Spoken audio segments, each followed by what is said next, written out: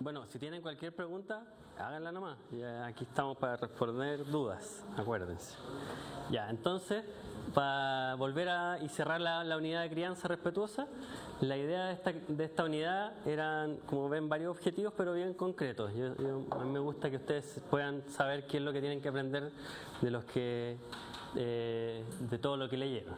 Entonces, distinguir cuál es el concepto de crianza respetuosa, diferenciar 4 tipos de apego y 4 estilos parentales. Principalmente los estilos parentales yo creo que son más útiles que el apego, que es un poco más complejo de evaluar y además de poder usarlo clínicamente.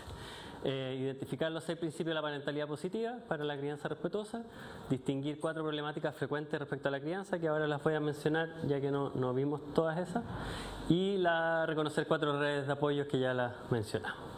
Entonces la crianza respetuosa no es algo que se me ocurrió a mí, ni algo muy moderno tampoco. Dentro de todo puede ser tener cierta modernidad, porque parte desde el enfoque de derechos, ¿cierto?, de la infancia, que eso es por la UNICEF, ¿cierto?, que hizo los derechos de los niños, que es algo relativamente nuevo dentro de todo.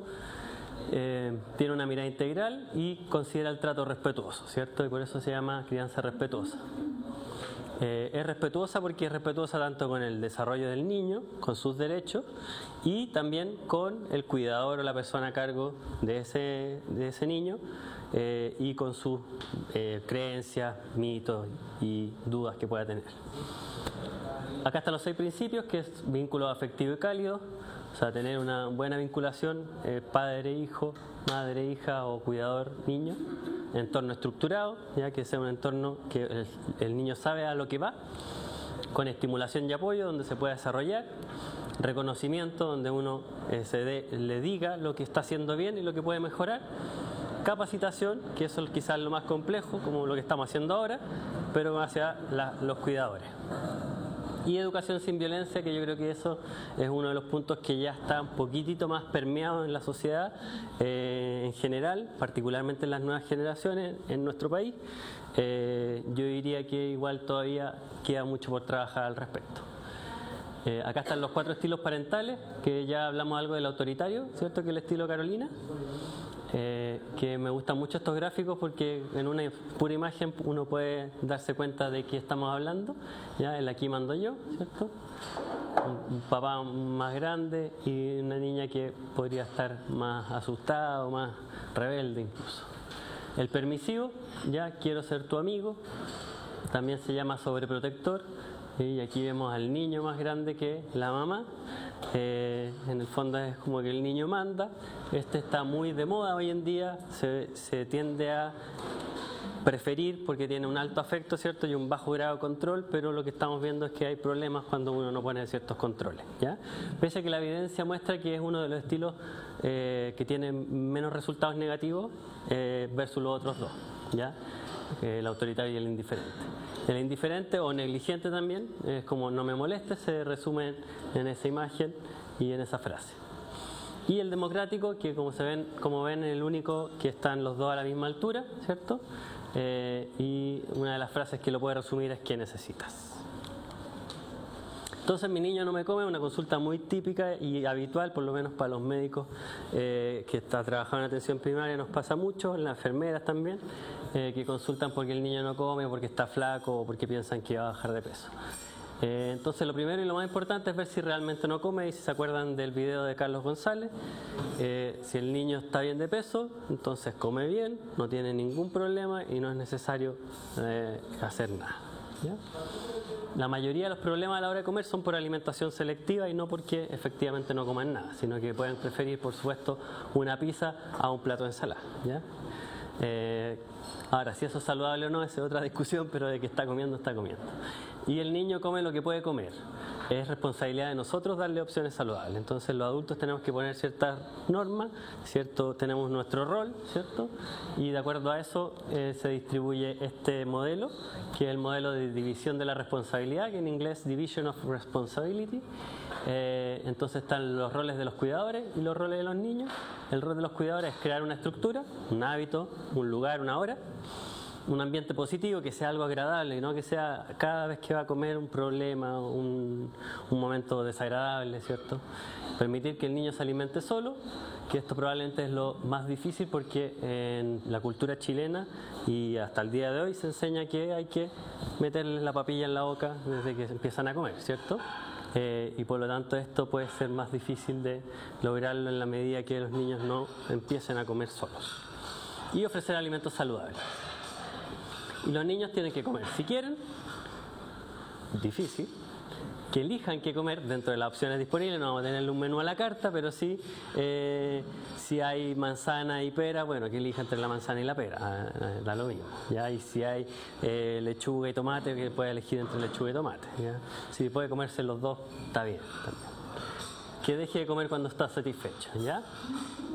Y esto probablemente es lo más difícil, que coma si quiere y que deje de comer cuando está satisfecho, porque en la cultura chilena está el comerse todo, ¿cierto? Que es lo bueno, y dejar comida no es bien visto, ¿ya? Y entonces si le sirven un plato gigante de comida a un niño que debería comer la mitad de la porción y no se come toda la porción y se come la mitad, entonces piensan que no está comiendo bien, y lo que pasa es que el plato era muy grande, ¿ya? Y eso nos puede pasar muy seguido. Mi niño no obedece, otro de los temas bien comunes, que lo vimos ahora con Camila. Entonces, lo primero es mantener la calma. Esperemos que se lleven las cosas afuera porque mete un poco de bulla. Mantener la calma. Ya me está molestando el ruido. Ya, establecer reglas claras, ya, y para eso se pueden escribir y repasar, digamos, ciertas reglas básicas y reforzar la conducta positiva. Ya, esos son como los 3 principios de qué hacer cuando no obedece un niño. Y acá hay algunas de las estrategias que están demostradas por la evidencia y que pueden servir, que vienen del Triple P, ya, por eso se las mencioné aquí. Primero que todo, analizar la situación y forma de manejo. Aquí pueden evaluar el estilo parental, poner reglas básicas claras. Por ejemplo, en la casa se camina, esa es la regla, ¿ya? En mi casa, por ejemplo, mi hija sabe que para comer tiene que estar sentada. Esa es una regla básica. Recomendar los refuerzos positivos, demostrar afecto, cariños, besos, abrazos, cosquillas, etc. Felicitación descriptiva, te felicito por caminar en la casa. Entonces aquí refuerzo la regla, ¿ya? Entonces te felicito por mantenerte sentada comiendo. Eso le digo yo a mi hija. Bueno, ya no se lo digo porque ya lo hace, pero ahora tenemos que poner otras nuevas reglas probablemente. Modelaje parental, demostrar con la conducta deseable, y probablemente aquí sea lo más difícil de hacer, particularmente en temas de alimentación, por ejemplo, o a veces de formas de comunicarse, ¿ya? Entonces ahí uno tiene que darse cuenta que uno es un modelo a seguir, y si uno no está haciendo lo que espera que su hijo haga, bueno, entonces no le pidamos pera al horno.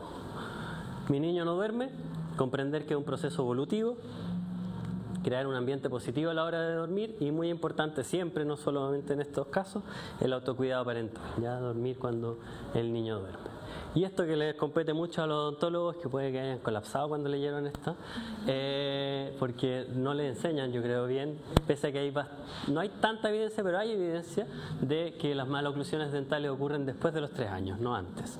Entonces, lo que uno debería hacer es que alrededor de los 2 años, porque esto no es tan fácil de hacerlo, empezar con algunas estrategias para ir quitando el chupete, el dedo en la boca,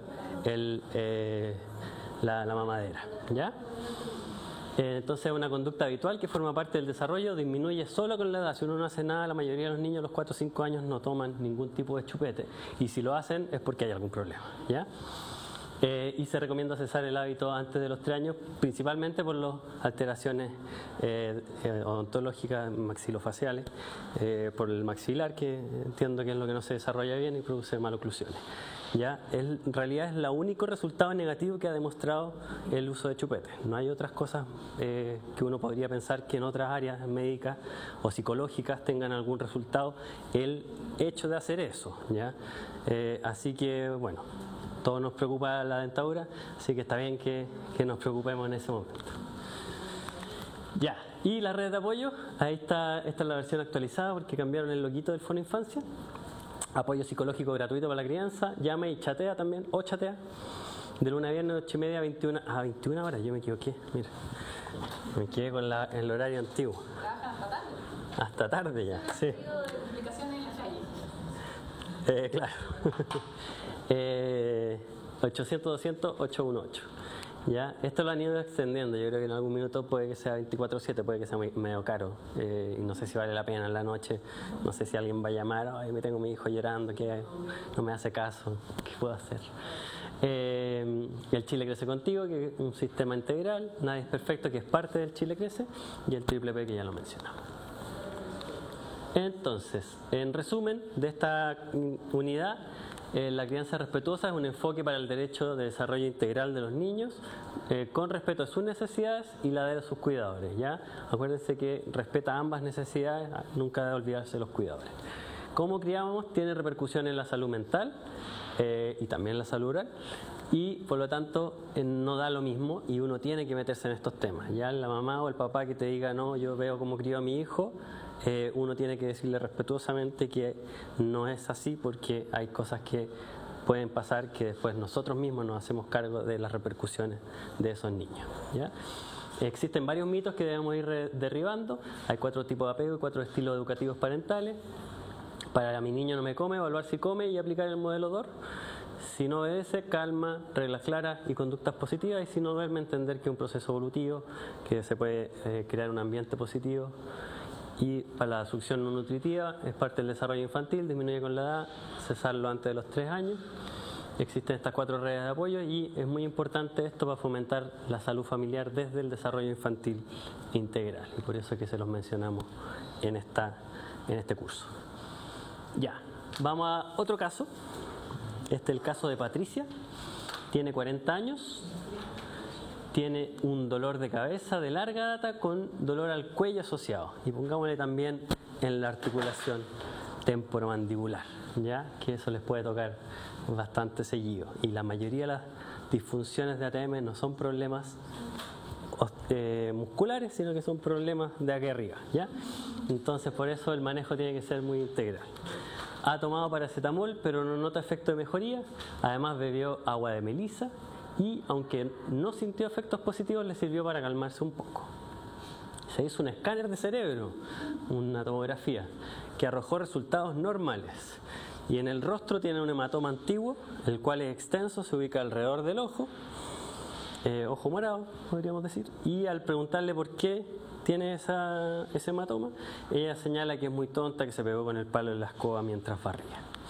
Su actitud es bien inquieta, mira mucho hacia afuera, a la puerta, y evita el contacto visual con ustedes. Entonces, las preguntas que tienen que discutir es: ¿qué le preguntarían a Patricia? ¿Qué preguntas le harían? ¿Qué indicadores hay de violencia, si es que los hay? Y después de indagar más con esas preguntas que le hicieron, vamos a suponer que confirmaron una situación de violencia intrafamiliar. Y si después de confirmar esto, ¿cómo evaluarían que existe riesgo vital? ¿Ya? ¿Y qué harían en cada caso? Si es que hay riesgo vital, si harían algo distinto a si no hay riesgo vital. ¿Ya? Que son escenarios un poco distintos. ¿Se entiende? ¿Dudas? ¿No? Ya, démosle. Vamos a darle, ¿cómo estamos de tiempo? Queda 1 hora.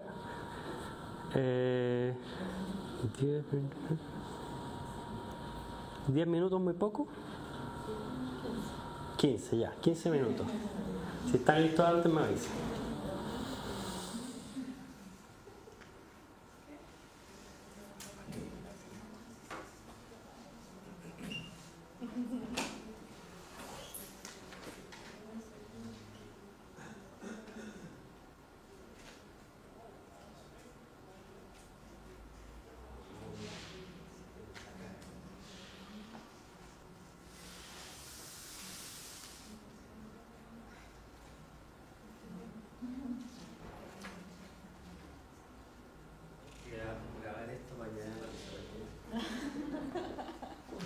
Todos tienen un... Yo ni saqué esto, como raro.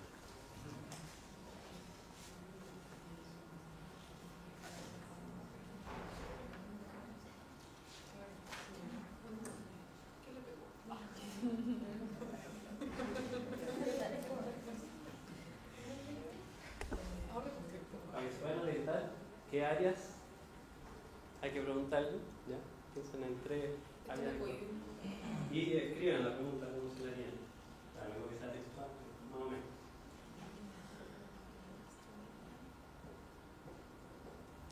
Estoy pensando en mí.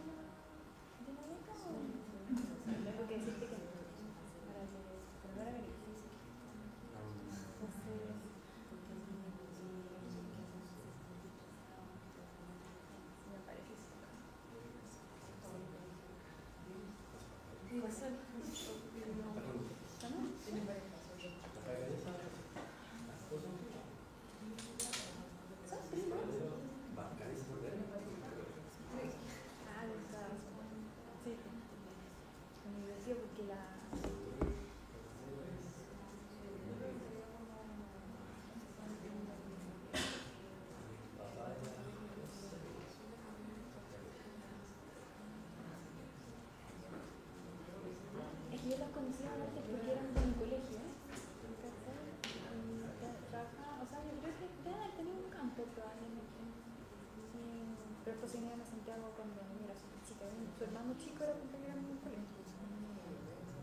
Juan Pablo. Yo creo que no se acuerda, pero era muy distintivo. No, el José sí, porque al final hicimos juntar el tema de la consultoría de salud mental varios años. Así que ahí quedamos súper conectados. No, pues la Javi también es así. Con la Javi trabajamos juntas, yo consulta. Pero, no, te digo que su hermano es chico. Probablemente no sé, me acuerdo. Yo lo tengo así por aquí en la retina. La visión pasa. Cuando veo completo, así como completo, como con rodillera, todo eso.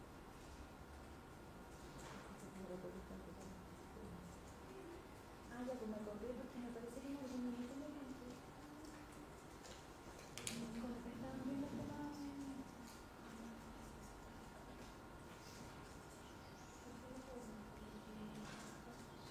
que ya se tomaste el tema. Ella me tomó con la medicina, una niña trabajando también.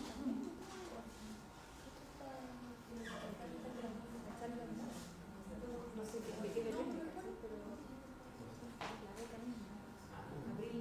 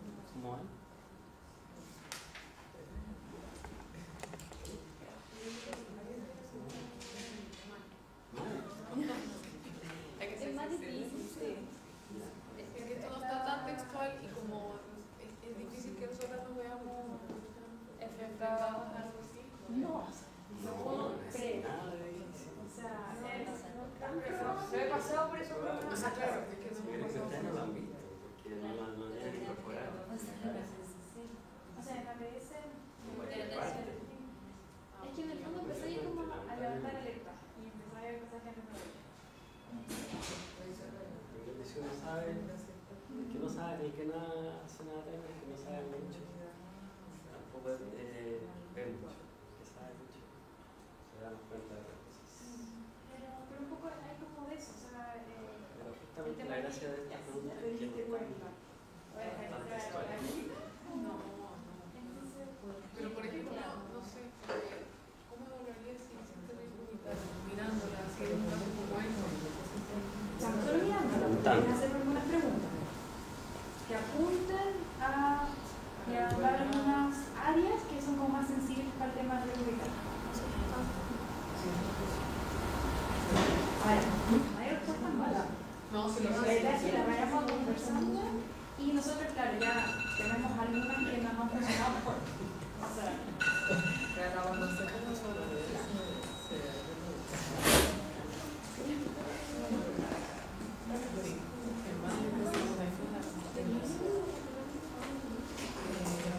¿Ya? ¿Estamos? Sí. O sea, tiene muteado el micrófono. Ya, ahora sí. Sí. Ya, muy bien. Este es un tema complejo, así que vamos a tratar de hacerlo lo más dinámico posible. Ah, sí, puede que no vean nada aquí.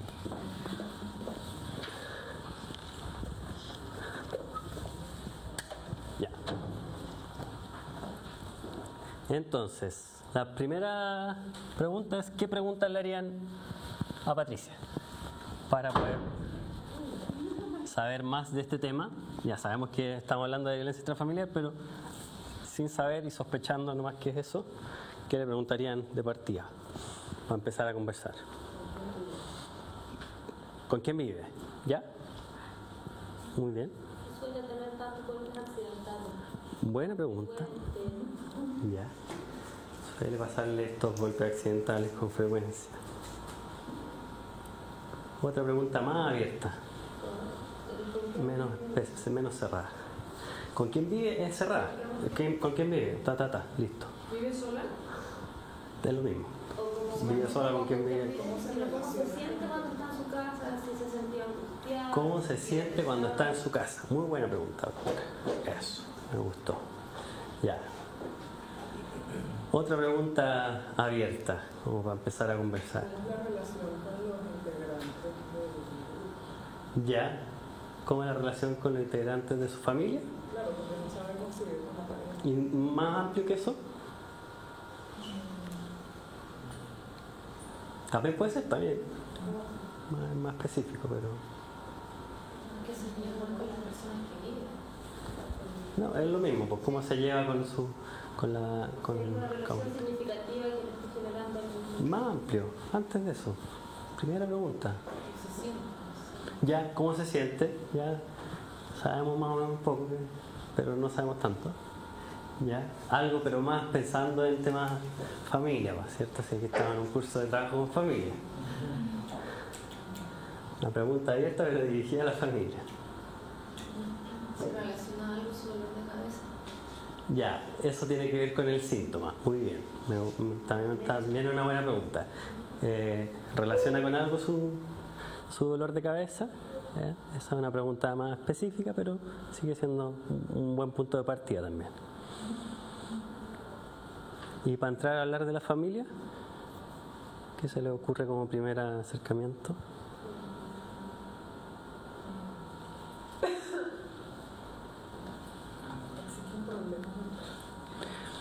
Ya, puede ser. ¿Existe problema dentro de la familia? Una pregunta bastante más concreta, sí. Es poco abierta. estamos asumiendo también que violencia intrafamiliar podría ser violencia en el trabajo. Por ejemplo. También podría ser, sí, que alguien le haya pegado en su trabajo. ¿Tiene alguna, se siente apoyada en general como por sus personas más cercanas?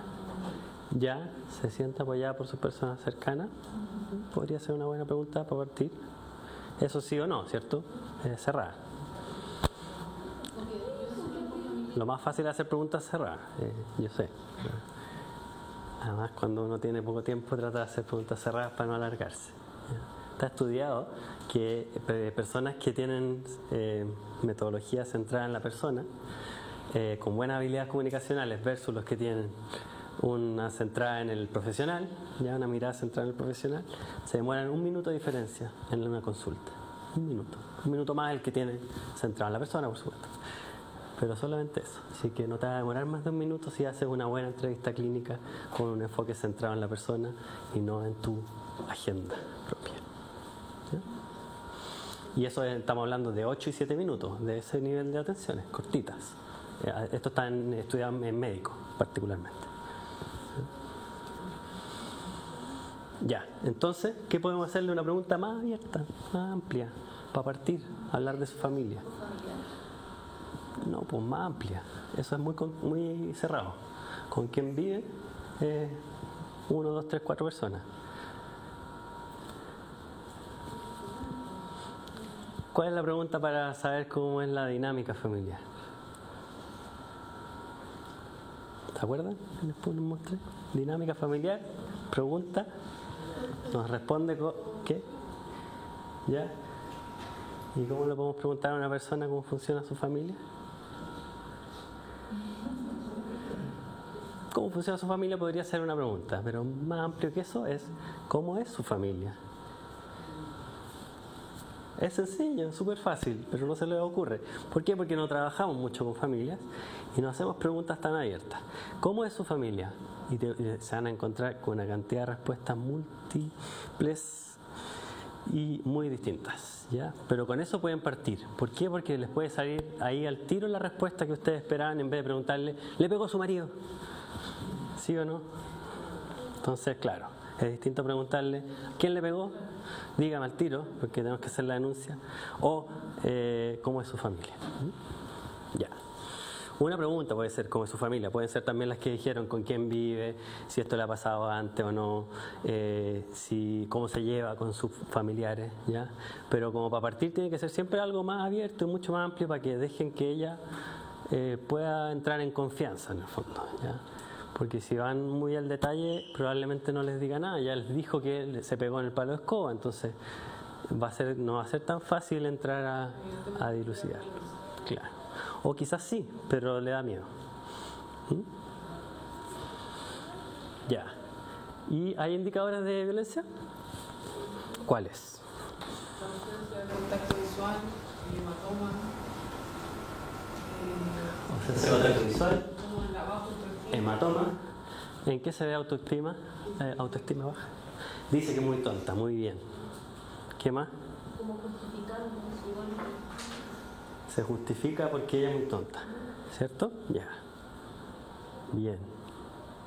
¿Algo más?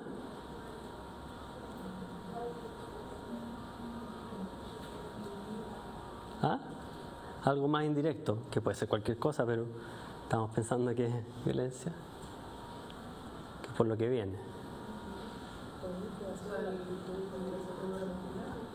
Dolor de cabeza. ¿Qué? ¿Qué está? Parece, no sabemos, pero por lo menos dice que ve a Melissa que está con dolor de cabeza, con dolor del cuello, le agregamos esto del dolor de la TM. Entonces, Resulta el tema de calmarse, o sea, si tú relajas que te calmas, quiere decir que estás... que no estás calmada. Muy bien. Ya. Ya, esa parte del primer párrafo es muy ambiguo, puede ser cualquier cosa, ¿cierto? Un trastorno de adaptación lo más probable, por alguna situación puntual, estresante, que puede ser, por ejemplo, ahora toda la contingencia, ¿ya? O sea, cualquier persona puede estar con esos síntomas por lo que está pasando en Chile, y solamente por eso. Ahora, si después empezamos a ver las otras cosas, nos empieza a dar vuelta un poco que hay algo más. Ya, entonces le preguntamos cómo es su familia, nos dice que su familia es normal. ¿Qué se refiere con normal? No, igual que todos, tenemos cosas buenas, cosas malas, nos llevamos bien y a veces nos llevamos mal. Mi marido un poquito llevaba su idea y no sé, le gusta que se hagan las cosas como él quiere. Ya, y a veces, no sé, me dice cosas que no me gustan mucho. Ah, ¿cómo qué cosa? ¿A qué se refiere con eso? No, de repente me trata como que yo no sirvo para nada, que en realidad es verdad, porque yo siento que no sirvo y que a veces no sé si debería seguir viviendo, ¿ya? Y ya, Y en algún minuto les dice, sí, en realidad lo que me pasó en el ojo es que me pegó mi pareja o mi marido. Ya, confirmada la violencia. ¿Cómo evaluamos si es riesgo vital? Si se va a morir o se va a matar. Si la van a matar o se va a matar.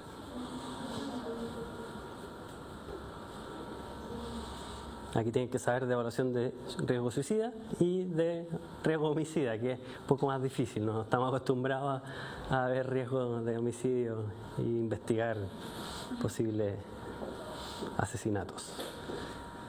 Pero es importante porque uno hace cosas distintas si hay un escenario u otro. Esto es más difícil para los odontólogos. Los médicos tenemos que estar más acostumbrados. Preguntarle directamente si ha tenido ideación suicida. Ya, preguntar directamente si ha tenido ideación suicida. ¿Cómo le pregunta, doctora, eso? La señora Patricia. Así es. Dígame, doctora, ¿qué quiere saber? ¿Ha tenido ideación suicida actual o planificación? ¿Cómo ideación suicida? ¿Qué Se significa refiere a eso? que... Si ha pensado en quitarse, Ah, o lo ha planificado, si lo ha pensado, lo ha planificado, Ya. o incluso lo ha ejecutado o Perfecto. intentado ejecutar. entonces ha pensado en quitarse la vida, ¿ya? Ha hecho algún intento para hacerlo. ¿Y qué plan o qué idea tiene para hacerlo, cierto? ¿Y cuándo nos aumenta el riesgo suicida? El riesgo vital. ¿Qué respuesta ahí podemos tener para decir? Si dice que sí, que lo ¿Qué? tiene planificado y ¿Ya? y todo ya. Ya. Entonces, si dice que sí, que tiene una idea, un plan suicida, es un riesgo vital aumentado. Depende del plan también. Ya ahí podemos hacer unas disquisiciones dependiendo de lo que ella planea hacer.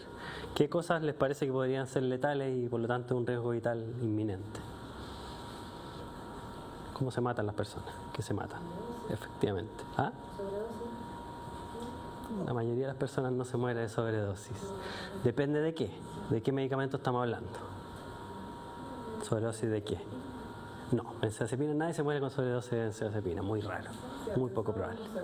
Así que ese es justo el plan más de bajo riesgo de todos. ¿Ya? Tomarse el clonazepam, el diazepam, el alprazolam o cualquiera similares. Generalmente la persona va a dormir mucho rato, pero que se vaya a morir por eso es muy, muy poco probable, a menos que mezcle con algo más o que tenga alguna condición respiratoria de base, ¿ya?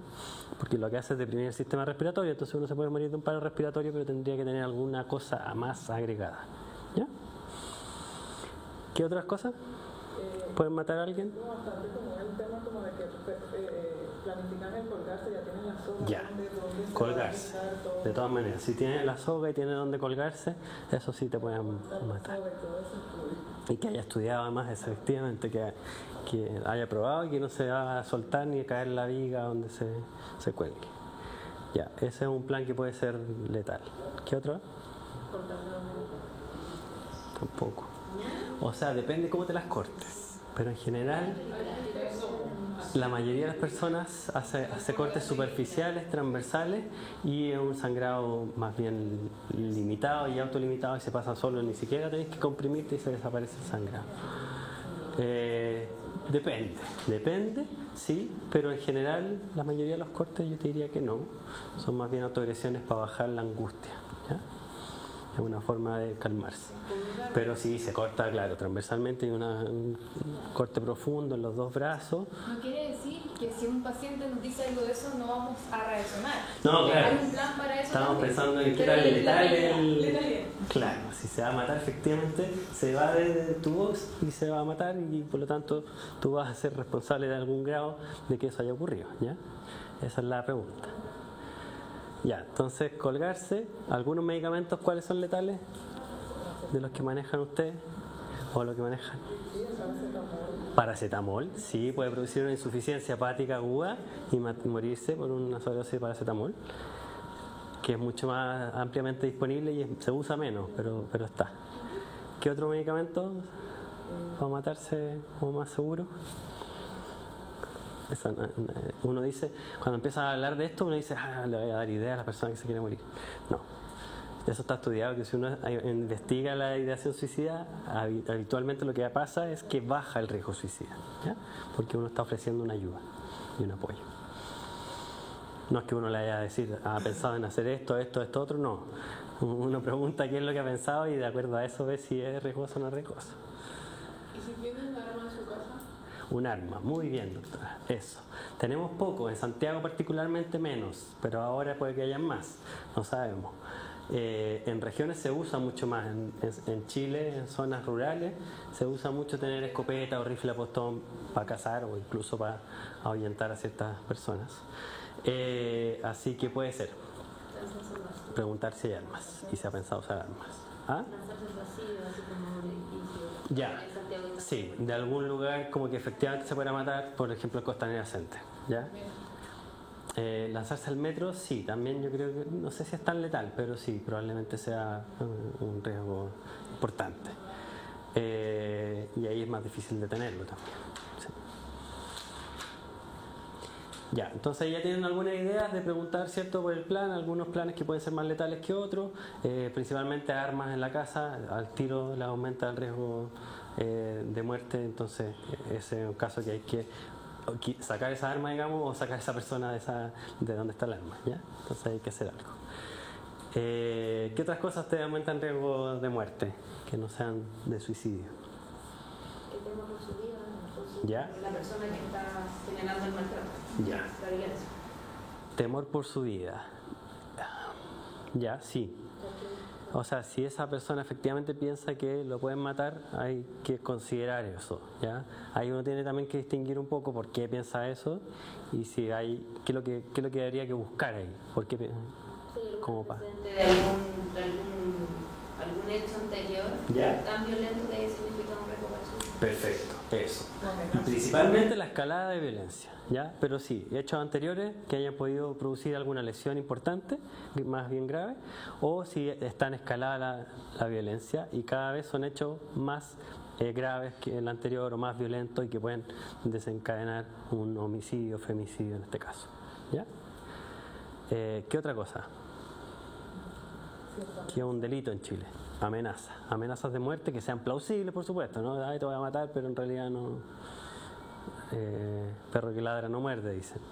Pero si es que uno le dice, no, en realidad yo tengo miedo, me dijo que me iba a matar y además tiene un arma o qué sé yo, ya. Entonces, riesgo de amenazas de muerte, que son un delito, se pueden denunciar si tienen cierta plausibilidad, o sea, si son creíbles, eso se puede investigar, ¿ya? ¿Algo más?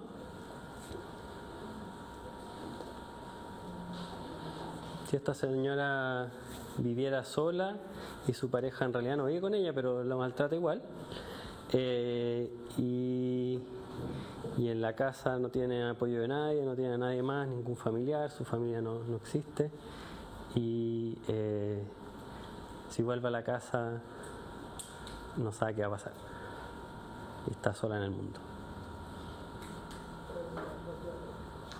Ya, preguntar por redes de apoyo.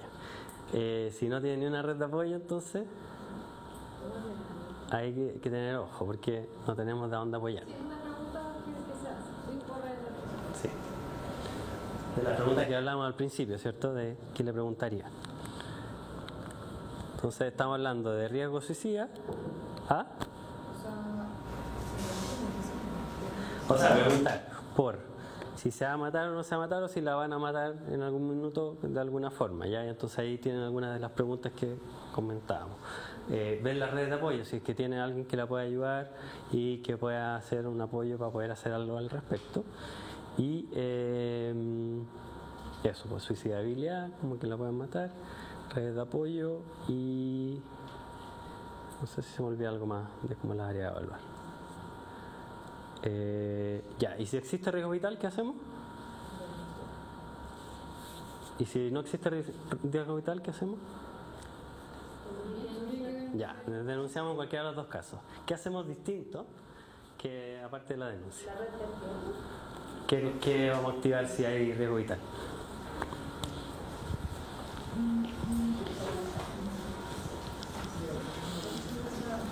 ¿Se va a matar o la van a matar? ¿Qué hay que hacer? Solicitar ayuda inmediata al equipo de salud mental. Ya, ¿qué va a hacer el equipo de salud mental? ¿Estamos hablando de la psicóloga del equipo o de la trabajadora social probablemente? Si es que están en un equipo, porque pueden estar solos en su sillón dental, en la consulta particular, en una gran cadena de prestaciones que no van a tener riesgo vital, que no van a tener un equipo en que apoyarse. Riesgo vital, perdón. Para la muerte, movilidad. Sí, contención para que si no, se va a morir o se va a matar. Aunque hay que hacer, pues, para que no se muera. Ya, denuncia. ¿Y qué va a hacer la fiscalía? ¿O qué le vamos a pedir a la fiscalía? Si la denuncia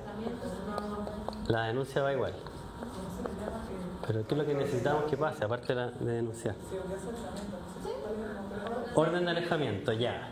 Si es que la va a matar alguien y se pone una orden de alejamiento, ¿eso va a evitar que la maten? ¿Por qué no? No necesariamente. Porque ¿quién tiene que hacer es cumplir esa orden de alejamiento? ¿Y qué está Carabinero ahora?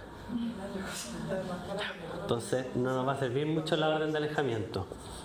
Y en situaciones normales tampoco, les digo al tiro, para que lo tengan claro. Si es que volvemos a alguna normalidad en algún minuto, orden de alejamiento no sirven de mucho, porque efectivamente las tiene que hacer cumplir Carabineros. Eso significa que Carabineros tiene que ir al lugar para que esa persona se vaya. Ahí quieren ronda, pero ¿Ya? una vez al día. O sea, máximo una vez Ya, al ya, día. estamos en la misma situación ya, pero no tenemos opción de que Carabineros haga cumplir una orden de alejamiento. Yo creo que lo importante es pensar que en el fondo es una de las medidas que van a generar protección, pero probablemente tienen también como un delay, ¿no? En el fondo, desde que es aprobada la orden que le lleva al fiscal, que el fiscal, por mucho que esté como de urgencia, igual se demora en el fondo en ejecutarla hasta que finalmente el carabinero vaya a sacar al personaje, y estaba hablando de riesgo vital. Esa medida la vamos a tener en consideración igual, pero probablemente no es la primera o la que más nos preocupa. Claro. Sobre todo si se va a suicidar, esto no nos sirve, po, ¿ya? Entonces, ya, y si pongámonos, ¿qué? Allá, sí, Cintia. Con riesgo vital, derivación a nivel terciario, denuncia, informe a juzgado de familia, derivación a centro de la mujer, seguimiento, eso. Derivación a nivel terciario. Ya, ¿qué significa nivel terciario? ¿Todos entendemos lo mismo? Hospitalizar. Eso, que lo hacemos los médicos, pero bueno, está bien que ustedes sepan que hay que hospitalizarla. Y de homicidio también. Tú la puedes hospitalizar porque se va a morir o porque la van a matar. O sea, porque se va a matar o la va a matar alguien. Sí, se puede. Si hospitalizaciones son para mantener la salud de una persona. Esa es la razón de hospitalizar a alguien. Porque en la casa o en otro centro no puede estar mejor que hospitalizar. Probablemente ahí estaba lo que habían dicho, que en el fondo se veía el equipo. Claro. Idealmente que el médico haga la derivación, los psicólogos que me la hacemos, sí. Bueno. Y Depende en consideración dónde del estén. punto que en los hospitales, las unidades de psiquiatría no todos tienen, que camas psiquiátricas no hay muchas en Santiago, por ejemplo, menos en regiones. Así que hay que agregar unas medidas que nos sugirieron ahí en el chat. ¿Sí? Otras dieron medidas, varias indicaciones. otras opciones que dieron. Derivación a nivel terciario, denuncia, Sí. ¿sí? Informe a juzgado de familia, derivación al centro de la mujer, de seguimiento. Todas van un poco lentas. Sí, todas las otras son Ya, buenas. acá, oye, tú nos habías dicho sacarla del lugar como que generaba riesgo, pero en general no la vas a sacar de su casa para dejarla en la calle. Claro. ¿A dónde? ¿A dónde la llevamos? Una red de apoyo de ella, si tiene alguna hermana. Bien. Busca una amiga, una vecina, alguien. Ya, aquí dijimos que no había, pero ese era un supuesto yo se lo puse en el supuesto, pero sí. Red de apoyo, amiga, vecina quizás no, pero Queda por la cercanía. claro. Familiar, ¿cierto? ¿Y qué otra red de apoyo tenemos institucional? Por lo menos a nivel público.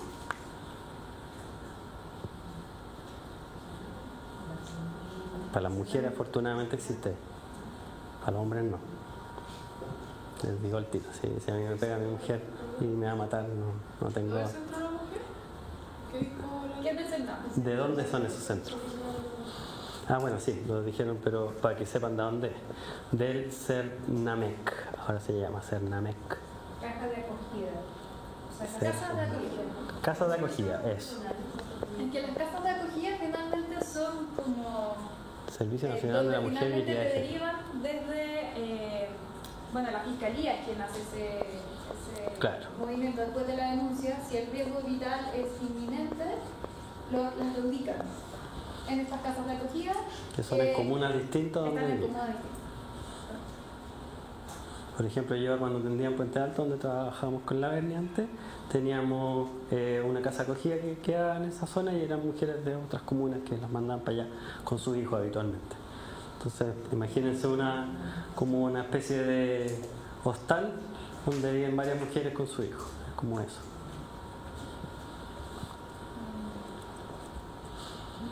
Ya. Esa es una muy buena opción a nivel público. A nivel privado estamos medio limitados. Públicas y privadas. ¿También se pueden mandar? Ah, ya, eso no me acordaba. Sí, Ya. Entonces podemos mandar a cualquiera allá. el Cernam es Para todas las chilenas. Para todas. Pero mujeres, sí. Hombres no. ¿Cómo se hace para derivar una paciente para allá? O sea, No, nosotros no lo hacemos. Nosotros hacemos la denuncia y acá el fiscal de turno, pero para eso ustedes tienen que decir que tienen un riesgo vital, porque si no dicen eso, no pasa nada. El fiscal de turno tiene que mandarla para allá. Y cuando vas a hacer la denuncia, tú vas con la paciente y si la paciente se niega. pues, Esa otra pregunta, muy buena. Aquí la misma alumna dice que en el caso de los hombres existe un lugar que se llama Hombres por el Derecho a una Vida sin Violencia, que queda en Estación Central. Ah, mira, ese no lo conocía. Ya. Ese no lo conocía, hombre gracias. chileno va a tener En Estación Central, hombres por el derecho a una vida sin sin violencia. Mira, bueno. Hombres por el derecho a una vida sin violencia. Ya, vamos a buscarlo porque eso no lo conocía. Por lo menos esta es la tercera versión del curso que hacemos, o cuarta, y no había salido antes. Así que puede, sí, a menos que sea algo muy nuevo o que es para hombres víctimas de violencia, supongo, porque para los victimarios sí hay, que es otro, que también depende del Cernamec, del Ministerio de la Mujer, el Ministerio de la Mujer y Equidad de Género. Y están los EPPA, hombres que ejercen violencia de pareja. Eso sí existe como, creo que son terapias grupales, si no me equivoco, como las que ven en las películas. ¿Se han visto alguna película donde hay violencia intrafamiliar y mandan a los hombres a rehabilitarse? Eso. Pero esto no sabía, así que interesante. Ya. Entonces, ¿cómo hacemos la denuncia? Porque esa es una buena discusión. Y si ella no quiere hacer la denuncia, también es... que en el fondo lo que vamos a hacer si descartamos riesgo, si hay riesgo también vamos a denunciar, pero ¿cómo se hace la denuncia? ¿Dónde se puede hacer la denuncia primero? Eso lo saben. Ya, Fono Familia, que es de... ¿Cuál es? 149, ya, que nunca lo habían escuchado en su vida, me imagino. Aquí pone la página, pero dice que es para hombres que ejercen violencia. Ah, ya son los Uno EPPA. en cada región. Ya. Pero dice objetivo general, proporcionar una intervención psicosocial especializada a hombres que ejercen violencia de pareja contra mujeres. No, son estos, son los centros EPPA. Ya. No, sí. Si para hombres víctimas de violencia, yo estoy seguro que hasta el día de hoy, a menos que haya una ONG que se dedique a eso, no existe en ningún lugar. Está bien, no está bien, pero porque es más raro, es menos frecuente, se denuncia además menos, porque es menos mal visto. Ya. Fono Familia, entonces 149, no llamen al 133, llamen a ese. ¿Por qué no llaman al 133? ¿Por qué no llamen al 133? ¿Qué es lo que es el 133? Está No, ocupado. aparte de eso. No, pero aparte que está ocupado. ¿Para qué? ¿O por qué? ¿Quién te va a responder? La central.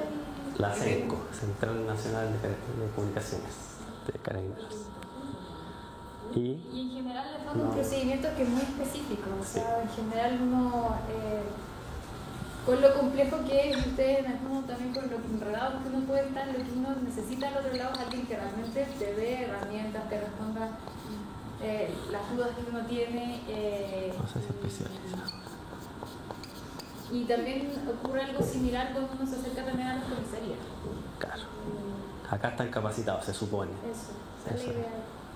Ya, porque es una división, ¿sí? DIPROFAM es la Dirección de Protección a la Familia, DIPROFAM. Depende de la DIPROFAM de Carabineros, se llama la dirección. Entonces se supone que son personas capacitadas al respecto, que no es lo mismo que tú vas a una comisaría y te ve el cabo Pérez, que puede que no, toma la denuncia por puede que no sepa nada, el mismo que te toma, claro, la declaración de que se chocaron el auto, que ve la denuncia por violencia, y que puede que él ejerza violencia y que no vean cuál es el problema, digamos. ¿Ya? Entonces puede pasar eso. Y ahí tienen que conocer muy bien la red donde ustedes estén, porque a veces puede ser que este no sea el mejor sistema, ir a Carabineros directamente, ya. Vamos a poner Carabineros aparte, como la comisaría, ¿ya? Comisaría, retén, lo que sea que tengan cerca. Llaman a Carabineros, aparte del 149, si llaman al Carabinero plan cuadrante de su sector.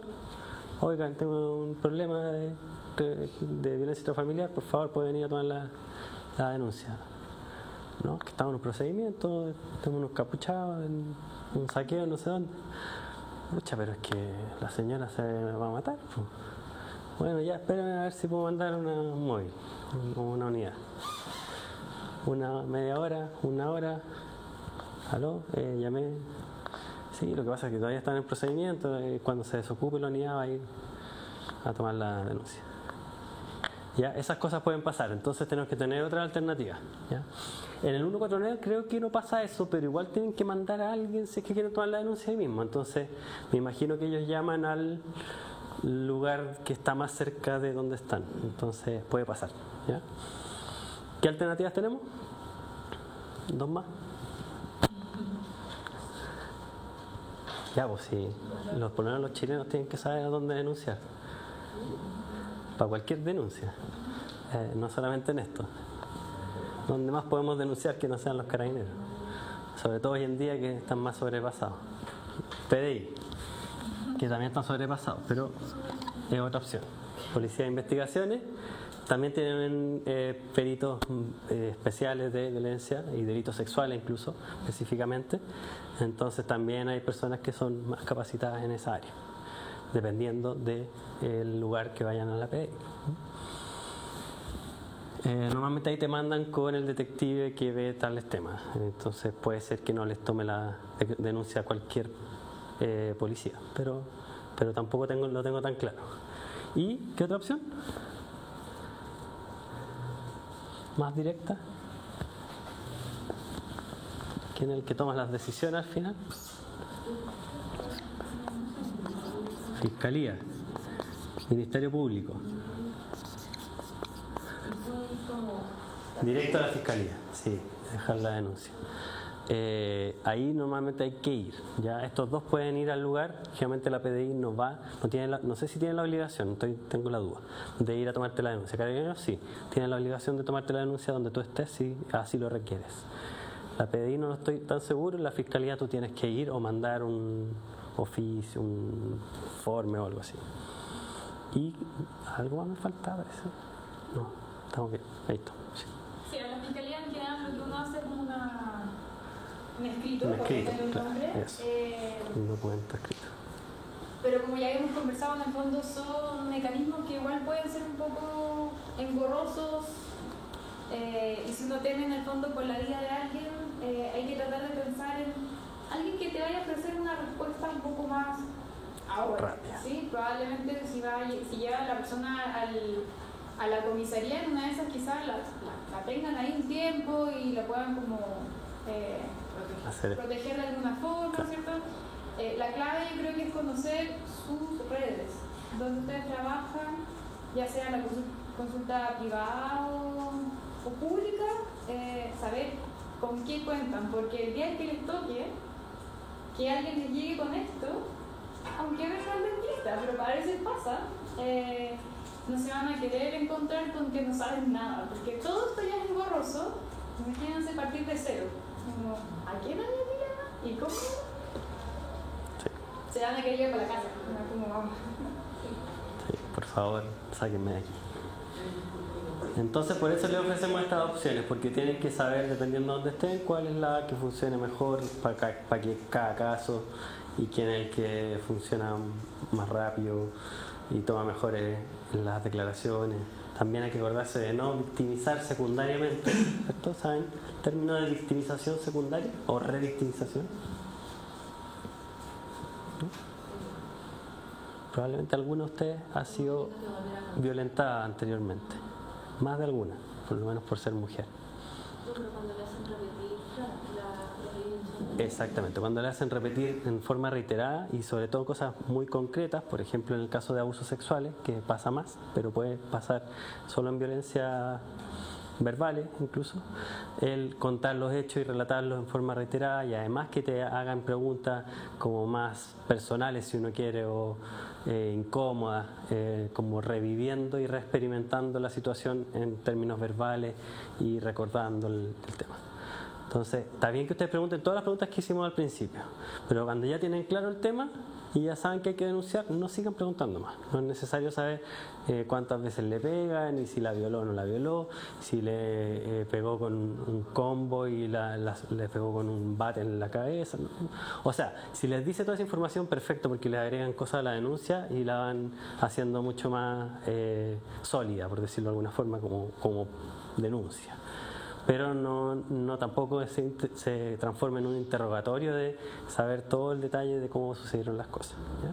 Porque eso lo debería hacer Carabineros hasta por ahí, cuando toma la denuncia, como que le relate bien cómo fueron los hechos, y después cuando le hagan eventualmente un peritaje, si es que esto se acoge en la fiscalía y se hace una investigación, van a hacerle un peritaje psicológico probablemente. Y ahí le van a preguntar más cosas. Sí, yo diría que la clave en esto del denunciar es que no importa el no estar seguro. Ah, bueno, eso. Eso es súper clave. Sí. O sea, es mejor pecar de que se nos pasó la mano, en que fue un poco exagerado, a que no lo hicimos porque pucha que era engorroso o no se veía que ella estuviera muy segura de querer como seguir con esto. No se nos pide, si no somos peritos, que seamos expertos en el tema, sencillamente que si detectamos riesgo, digamos que existe. Y eso es todo. Entonces, aquí yo creo que es mejor pasarse un poco el texto y hacerlo, a pesar de todo. Y si la paciente no quiere, dice así como que yo estoy contra la... Ya, si ella no quiere y no tiene riesgo vital, ¿cierto? Porque ahí no hay decisión no hay autonomía que valga cuando hay riesgo vital, ¿cierto? Ahí la decisión la toma otro. ¿Qué hacemos? Ella no quiere denunciar, ustedes ya supieron que le pegó su pareja y Este es el caso que no haya riesgo. no hay riesgo vital, no hay escala de violencia, pero supuesto que está viviendo una situación de violencia. Y ella no quiere, se niega a denunciar porque le da miedo, porque no sabe qué puede pasar y no quiere que se enoje, que además se lo merece.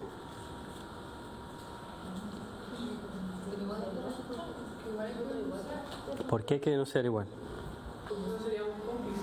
Ya, ese es un buen mensaje, ¿ya? ¿Cierto? La obligación legal es que tenemos que denunciar, lo dice el Código Procesal Penal, y además tiene que ser en 24 horas. No solamente te dice que hay que denunciar, sino que te da un plazo bastante breve. Por lo tanto, tenemos la obligación de hacerlo, y si no lo hacemos podríamos ser cómplices si después se investiga esto o ocurre un femicidio y se investiga que nosotros supimos de esto y se pide la ficha clínica, por ejemplo, o se hace un peritaje de que alguien la atendió antes y le dijo que había pasado esta situación y no hizo nada al respecto. Bueno, ahí nos vemos en un problema. Eso no sucede habitualmente, lamentablemente, porque ojalá sucediera más seguido, porque así haríamos más denuncias, ¿ya? Pero como no sucede, se hace muy poca denuncia. Además, la mayoría de sus docentes no tienen esto de la ley porque la ley se actualizó en 2017, entonces muy raro, incluso ustedes mismas no estudiaron esto cuando estaban en la universidad, si es que les pasaron algo de violencia, pero si le hubieran pasado una clase de violencia tampoco le hubieran dicho que había que denunciar porque eso no es algo tan antiguo. En algunos casos sí, la ley es mucho más antigua, lo que pasa es que la actualización a el delito de maltrato habitual se hizo hace poco. Ya, pues entonces, ¿dudas? ¿No? Ya, si no, ella no quiere denunciar y nosotros tenemos que denunciar, lo que uno trata de siempre hacer es problematizar el tema y ojalá que alguien haga la denuncia, si no es ella, alguien más que pueda protegerla a ella. ¿Por qué? Porque eso es súper reparador. Particularmente pasa en niños y en personas mayores, pero también en adultos, que si una persona denuncia por ti es porque te está protegiendo y te quiere, ¿cierto? Entonces que uno lo haga ya es un gran aporte, pero si además lo hacen a alguien más cercano a ella, mejor todavía. Se pueden hacer dobles denuncias, hasta aquí no hay problema, se pueden hacer todas las denuncias que sean necesarias por todas las personas que se requieran y bueno, no es un tema no es un proceso tan fácil, pero se puede hacer y por lo tanto pueden hacer la denuncia ustedes y pueden pedirle a alguien más que haga la denuncia por ella si es que ella no quiere hacerla, como por ejemplo claro, si viene acompañada de una amiga o de su hermana, ¿ya? O sea, si ella no lo quiere hacer por temor, que lo pueda hacer esa otra persona. Eso no te quita la responsabilidad de tú hacerla, ¿no? Pero por lo menos ya hay una denuncia. Y, por ejemplo, claro, sí.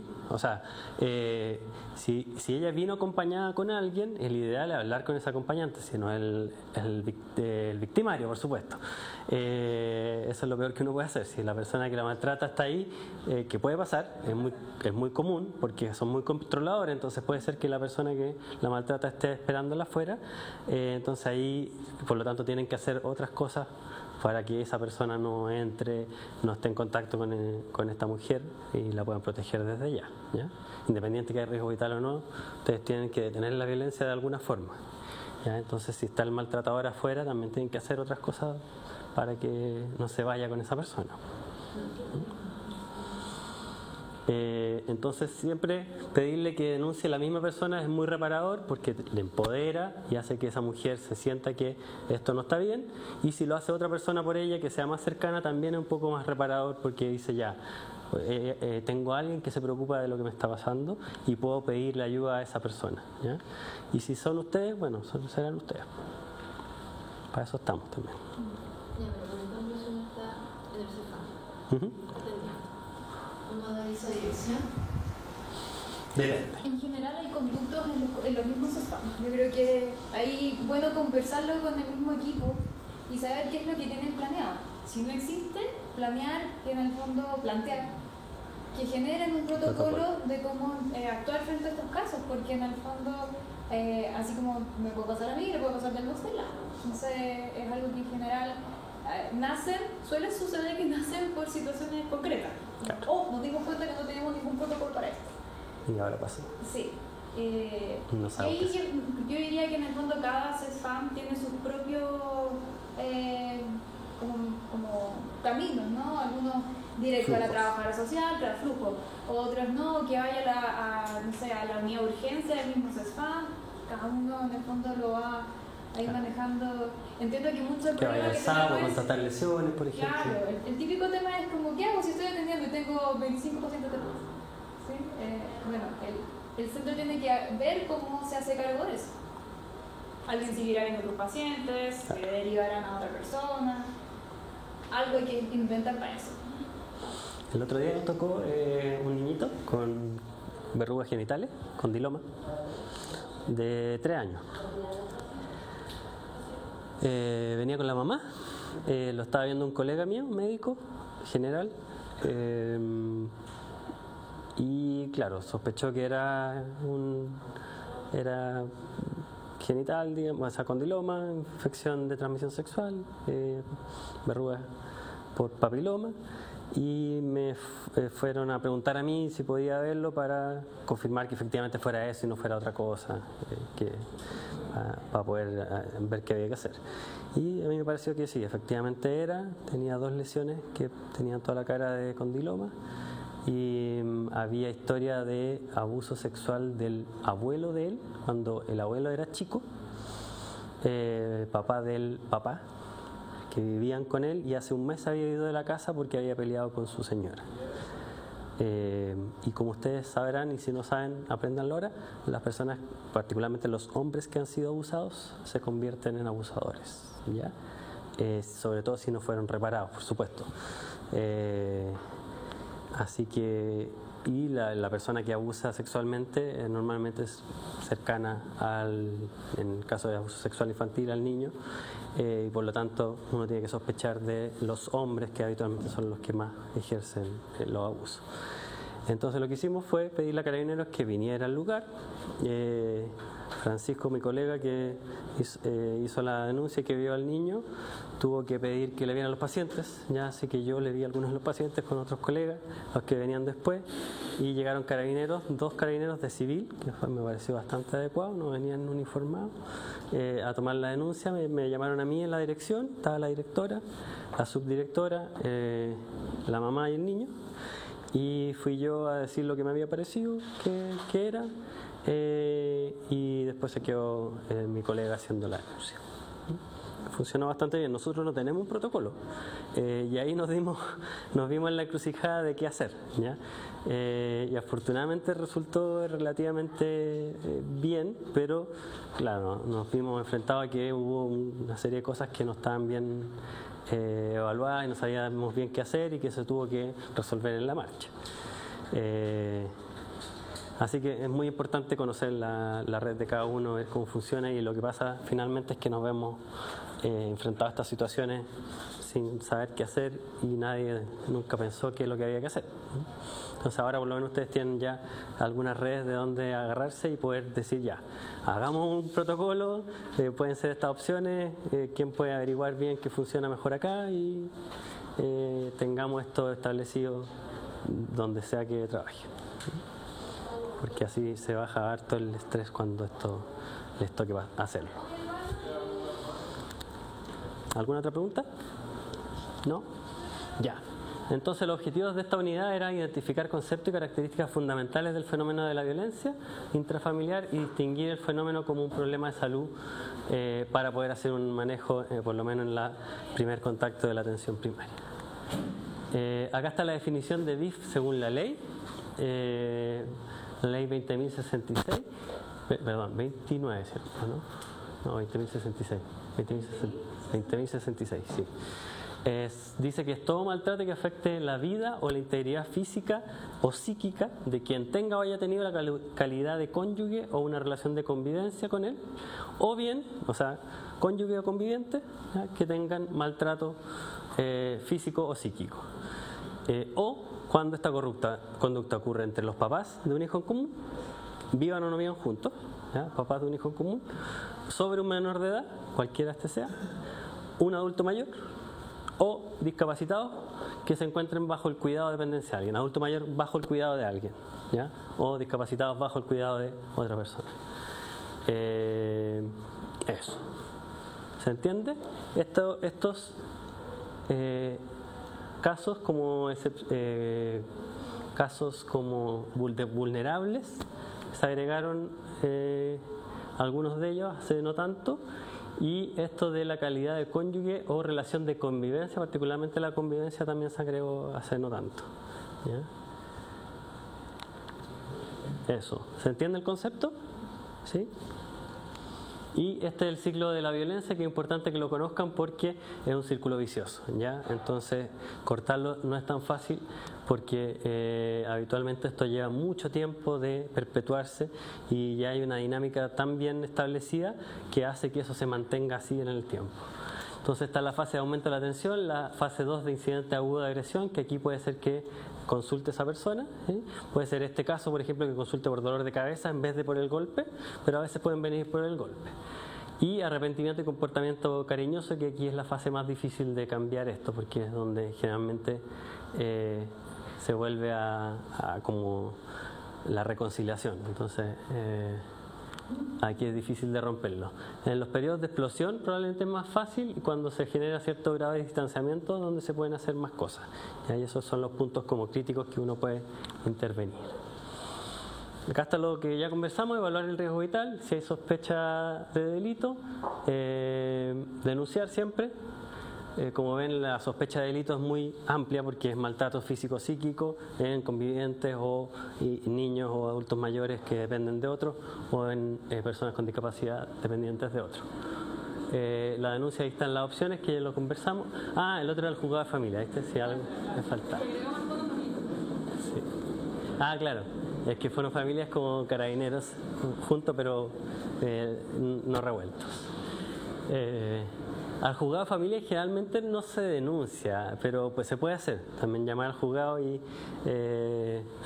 hacer la denuncia con el juzgado de familia. ¿No hay riesgo vital? Solo agregar Sí. que en el fondo busca dos cosas distintas, la fiscalía y el juzgado de familia. La Ah. fiscalía que persigue el delito y el juzgado de familia que ve el lado de protección. Entonces, por ejemplo, esta orden de alejamiento la vería el juzgado de familia y en el fondo el castigo, como evaluar en el fondo como un especialista si es que hubo o no hubo un delito, no, lo haría la fiscalía. Entonces, por eso se debieran hacer a los dos lugares.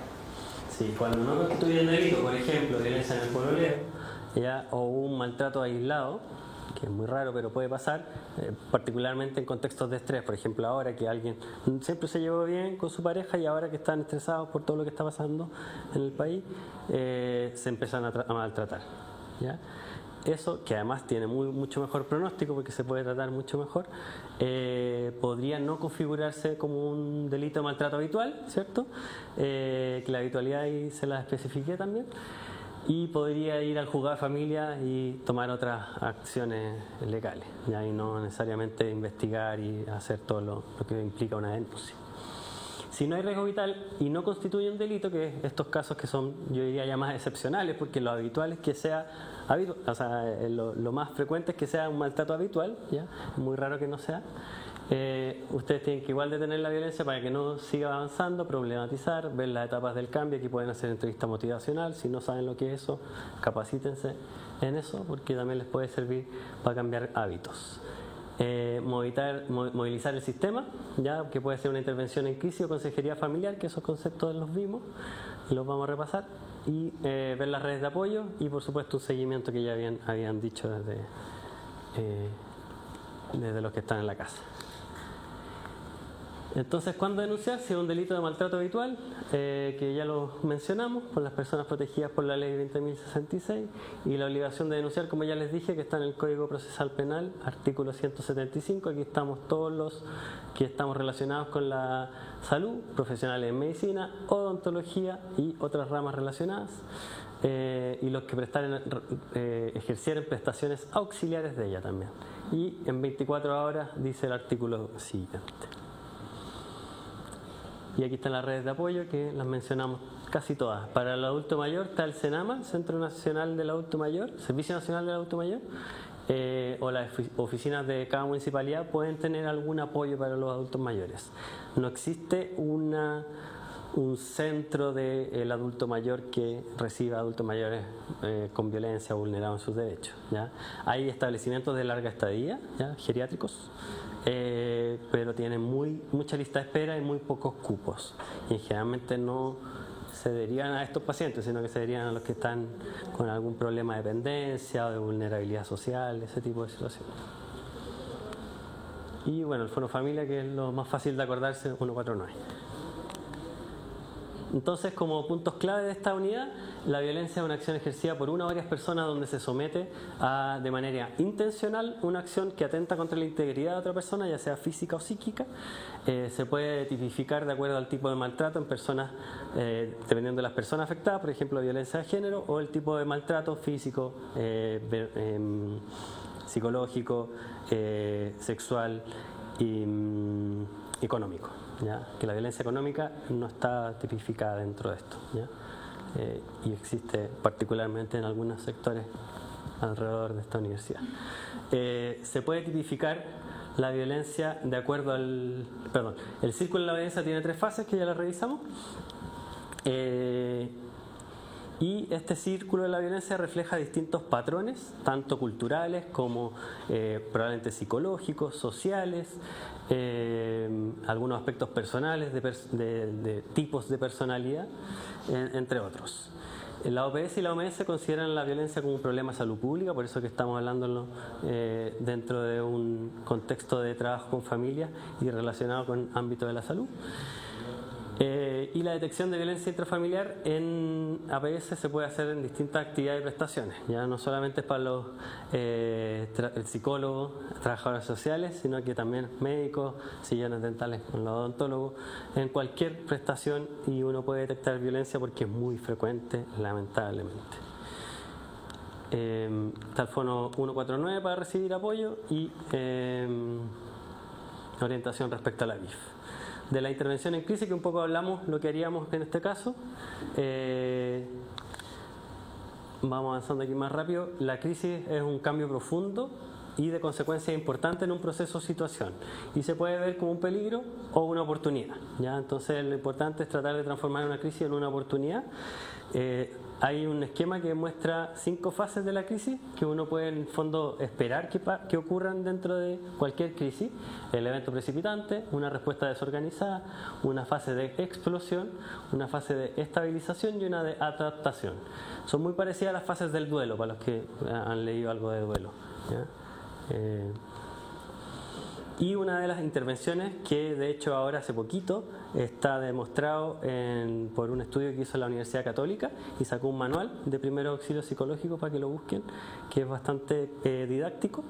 Una de las intervenciones que puede servir son los primeros auxilios psicológicos, particularmente en eventos tipo desastres, catástrofes o crisis vitales intensas, digamos. Ya, como puede ser una situación de violencia intrafamiliar grave, o puede ser lo que estamos viviendo hoy en Chile. Entonces lo primero que uno hace es un contacto psicológico, que no tiene que hacerlo un psicólogo, ¿ya? Sino que es acoger a la persona y escucharla, ¿ya?